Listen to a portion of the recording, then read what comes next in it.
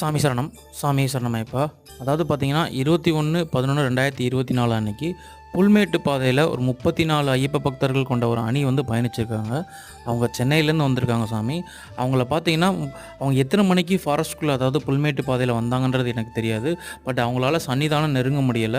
அவங்க கூட வந்த ஒரு 3 சாமிக்கு உடல்நிலை சரியில்லாம போயிட்டு, 2 சாமிகளால நடக்க முடியல. அப்புறம் கேரள காவல்துறை நேத்து இரவு வந்து அவங்கள ரெஸ்கியூ பண்ணி கூட்டிட்டு வந்தாங்க.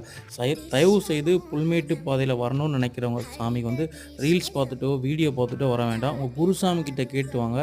புல்மேட்டு பாதையோட டைம் என்னன்னு பார்த்தீங்கன்னா, காலையில 7 மணிலேருந்து மத்தியானம் 1 மணிக்கு. நான் 8 மணி 9 மணிக்கு ஸ்டார்ட் பண்ணேன்னு தயவு செஞ்சு ஸ்டார்ட் பண்ணாதீங்க. 7 மணினா 7:15க்குலாம் ஸ்டார்ட் பண்ணிடுங்க.